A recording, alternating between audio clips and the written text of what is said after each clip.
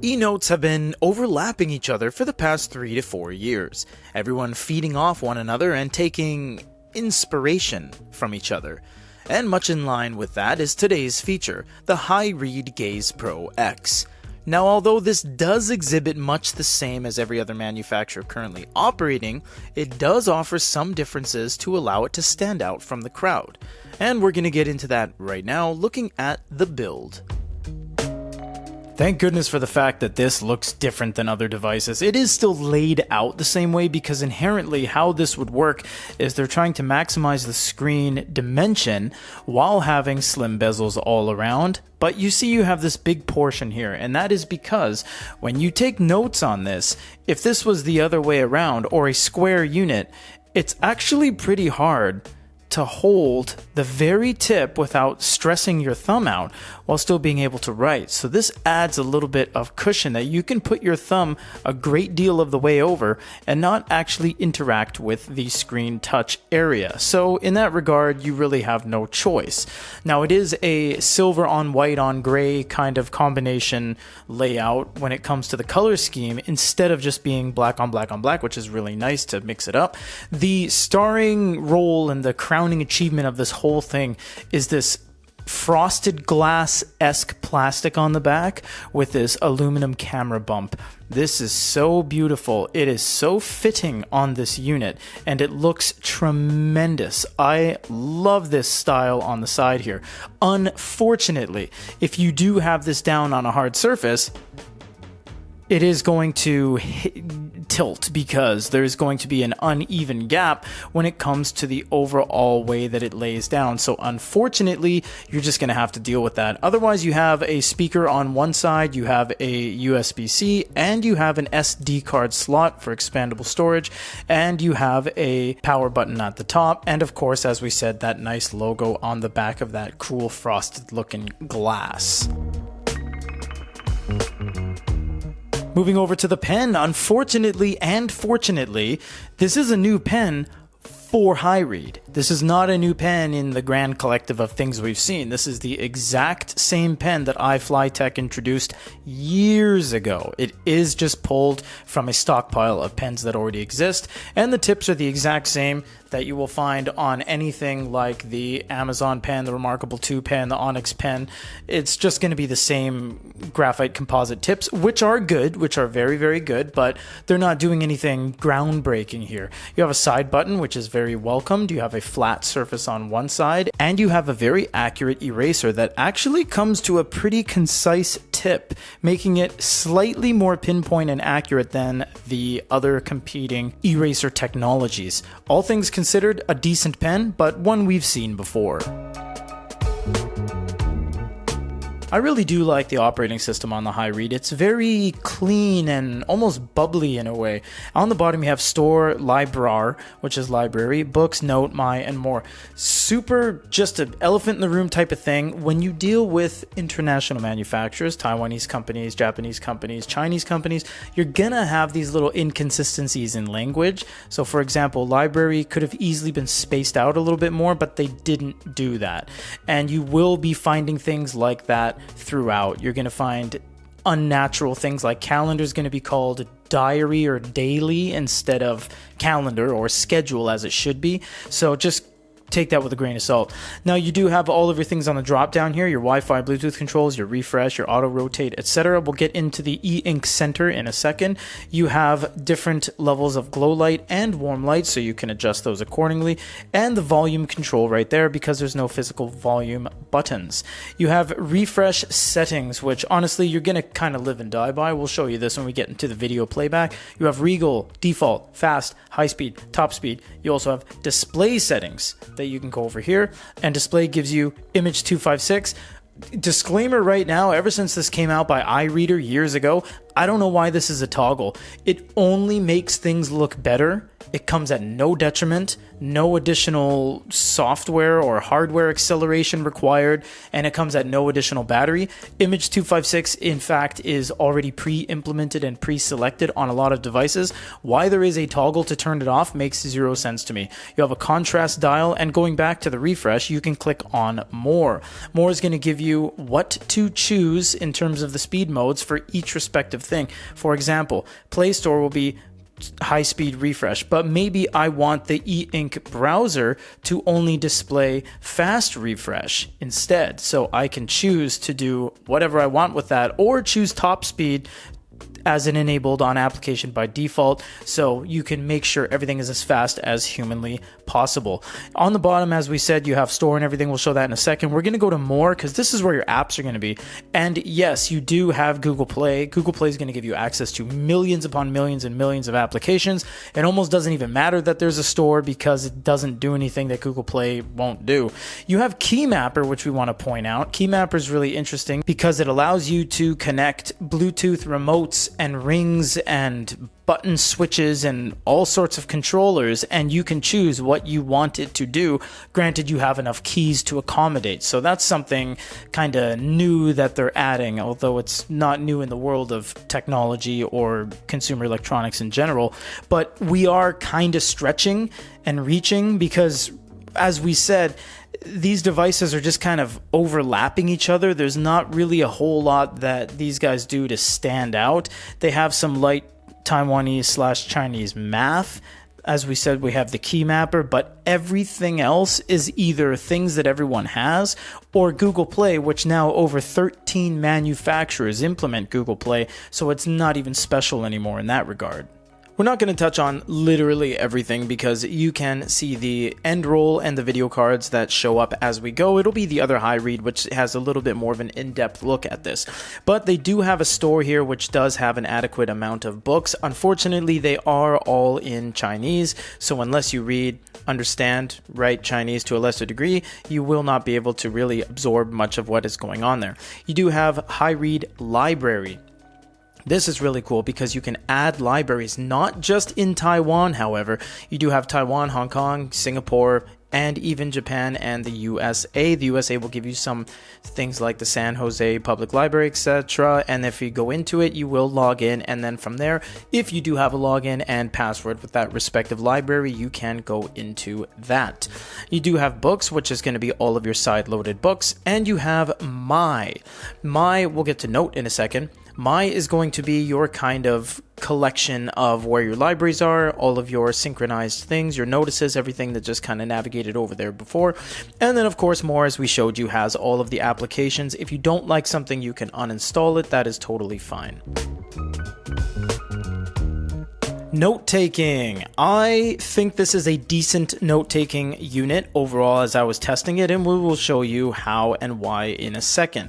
Now, the pen, you do get a bunch of different pens, 5 in fact, and 3 presets, and you do have a bunch of colors. They are colors, it's just you can't see them because they're all black and white. You have line thickness, you have the different styles like paintbrush, etc., and it's all really, really quick. In fact, extremely quick. And you get your eraser at the back as well, shows you the track of where you erased it, or you can use the secondary button right there and it will do much the same thing and erase. You do have add another pen, you have the eraser if you want to use the tip for it, and you have undo, restore, and the layout. Layout will give you layers. You can do 5+1, which is the template layer. From here you can copy, paste it, move it around, duplicate it, put it on a different page, etc. It's really useful if you just did a whole bunch of things and you want to kind of navigate that over to somewhere else. That's really nice. Zoom is very useful as well, although you can pinch and zoom, but you do have some things like snap to width, snap to height, etc., and some free scaling. Graph is it's kind of like an underachieving Onyx. You do have some dotted lines and you do have about 8 different shapes, but you know, it really is a software thing. They could just put 37 shapes with a drop down and have an endless amount, but they just don't. So you can choose a color, a style, and a thickness, put it on the page, click out, and away you go. There's your square. You have text you can add onto the page. You click like that and you can open up your keyboard. Yes, it has all the standard Android things, so palette, settings, copy, clipboard, and GIFs. So it's much the same as any Android device. You have fill, which gives you a kind of Microsoft Paint-esque paint bucket. So you would go and click on something that has dedicated outline perimeters and it will fill it up. You have refresh, extending your canvas, much like Onyx has implemented a while back, and then a bunch of things under the more. You can also customize your bar. At the top, you have various different templates. There's about 30 or so across multiple of different categories, and you can just sideload in your own with the USB cable. You do have insert, which gives you a few things you can toy around with: attachment, hyperlinks, time, record, camera, etc. And you can turn off and on the gestures. Share is really nice because this is how you are going to share this page. The more you download and install on here, the more that will show up. For example, Gmail and Drive and your printer for Epson and HP and what have you. So the more you have installed applications on here, Facebook Messenger, WhatsApp, etc., you will get those as an option when it comes down to it. Now, when it comes to the note-taking feel, it's not good. Not really good at all. The tips are not to blame because we have utilized the tips on plastic devices like the Pocketbook InkPad X and the Fujitsu line, and it's quite nice, and it is the same as the Kindle Scribe, etc.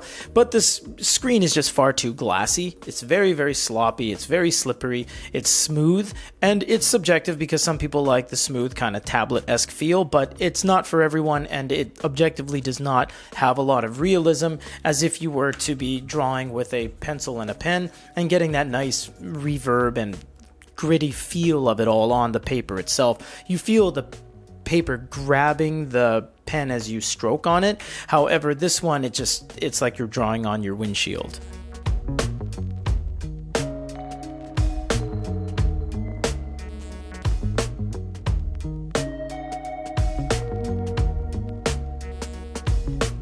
The PDF system, depending on the application you're using, you'll be able to mark it up, you'll be able to make annotations, etc. This is just something that was preloaded on here. You will see that this isn't a very fast unit, even if you have speed modes on and whatnot. If you go high speed and top speed, it's not extremely fast. Everything does kind of take a little bit of time, especially when you download things from the store. The differences between the fastest mode and the second fastest mode is almost minuscule, and you do have quite a bit of staining in most modes, and the pinch and zoom is a little bit sporadic, and there's a huge delay even in the fastest mode possible. This thing never really promoted itself as a spec powerhouse, and we can kind of see that because it does fall a little bit short also in the amount of features it has on the default PDF engine. Again, you can go to Google Play and download what you want. It is hard for us to do reviews nowadays because it's a matter of reviewing the device itself, which may be underperforming, versus just crafting it the way we want it and downloading everything from Google Play, in which case it no longer is a review on the unit itself. It is the Hyread Gaze utilizing PDF Adobe Acrobat, or the Hyread Gaze utilizing Moon Plus Reader. It is no longer about the unit itself. So keeping it about the unit itself, the stock engine when it comes to processing all of the books and content delivery, it isn't very capable and almost feels like it is just a little bit of a slog. But again, if you want something a little bit more lightweight, perhaps go over to the App Store, download Google Play applications, as many as you want, and away you go. However, something this does have that is about the device itself is document scanning. You know, a lot of people see a camera on e-readers or e-ink enabled devices and they just start laughing at it and they say, why on earth would I need a camera on my unit? It's not for Instagram and Snapchat. Although funnily enough, you could use it for that. It is primarily utilized for scanning documents. So we printed off this generic thing on Google. It's a board game template, and we're going to do some converting right now.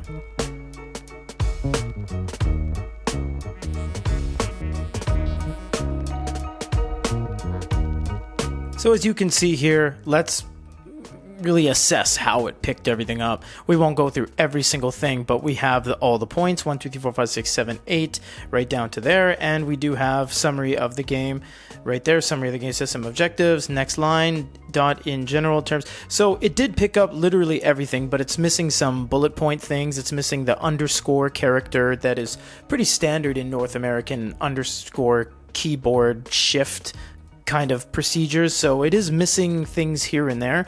And I do believe right out of the gates, although it says board game rulebook template, it didn't actually name it or find that to any degree. It just started right here where it just arbitrarily decided to crop itself. But from here you can make changes and you can adjust things. So for example, if you wanted to get rid of the question mark, you can just go like that. You can then say complete. From there you can do export, and then you can select the one you did, click OK, and you can save it to local, and you can do text or PDF and save it directly to the unit itself. So it's things like this that if you had a really long warranty sheet that you wanted transcribed into something digital that you don't want to type out yourself, you use something like a document scanner on an ebook enabled devices, and lots of devices do it now.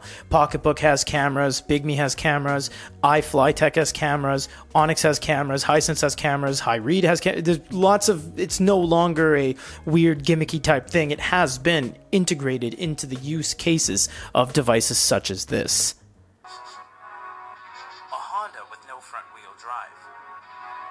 With no VTEC, but M-Trek. A performance car that when you pop the hood, there's no engine because it's in the back.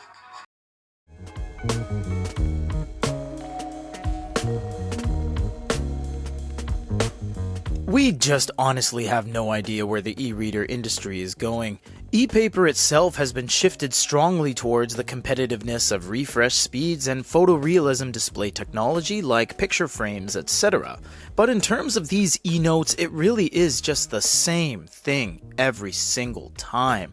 Everyone has Google Play, everyone has 300 ppi, everyone has note-taking, and each individual manufacturer is simply just not doing enough innovation to set themselves aside from each other. The Gaze X is good, but it is just as good as anything else you can buy today. See you on the next one.